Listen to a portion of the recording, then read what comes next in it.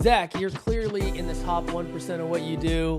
What is it about you that separates you from the field? Yeah, it's a good question. I mean, I don't know. I don't know exactly what everybody else is doing, but I think my biggest thing is I just try to really focus on what I can control, which is like discipline and consistency. I don't honestly think that I have any special talent. And I played high school, college football, and kind of have that mantra of like, hard work beats talent when talent doesn't work. It's kind of like a Tim Tebow cliche saying, but for me, like I don't drink alcohol. I don't smoke anything. I literally just drink water, coffee, protein shakes. I meal prep. I eat the same exact thing every meal, 7 days a week.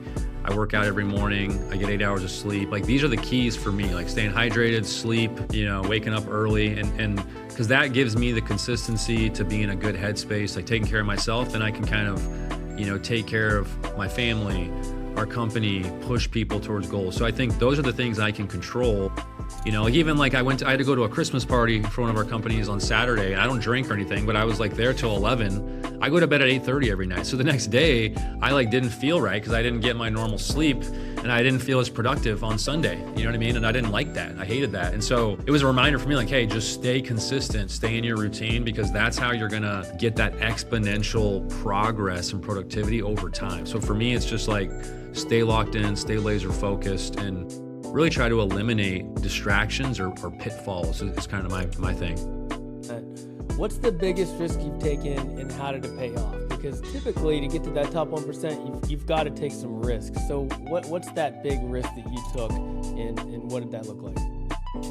Honestly, I feel like I'm taking calculated risks almost every month to get to the next level. Because to your point, when you're in your comfort zone, that's when you're just going to stay status quo. And so you have to obviously be responsible with your stakeholders doing that. But I mean, I guess the first big risk I took was I was making $200K a year. I was 26. I had no debt besides my house, and I quit my job with no plan because I was so unhappy. Lived off of savings, bought the first deal, and then I put all my money in the first deal. So I literally had $5,000 left, and I sold my house like a month after we bought the first deal because I needed liquidity to buy the next deal. So I was all in. And so I think I started developing this chip on my shoulder and this mindset of if I'm gonna separate myself from the other people, the competition, I have to be willing to do what they're not willing to do.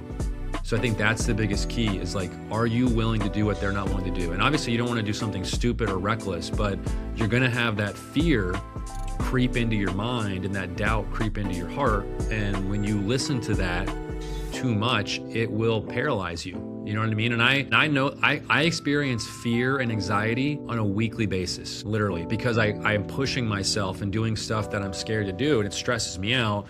But it's if I go on a vacation, Seth, or I have a period of peace and calm, I'm not built for that. I feel unfulfilled. I almost get anxiety man, I need to be progressing. You know what I mean? So it's almost you want to keep pushing yourself to where you feel this fear so that you're growing. I mean, so maybe I don't really look at it as risks. I look at it as I'm making progress. It's kind of how you perceive it. And you have to train your mind that way, right? It's kind of like working out. It doesn't happen overnight. You have to consistently do it. And it's a perishable skill, kind of like public speaking. If you stop public speaking, you start to get so nervous you don't ever want to do it again. You have to constantly keep doing it. Love it, man. I love it. You've got to put yourself out there. You've got to take that risk. Most entrepreneurs did something similar to you at one point in time. They went all in, whether that was on purpose or not. They had to just make or break, sink or swim, make it happen. Yep, 100%. Yeah, thanks, Seth. Appreciate it, man.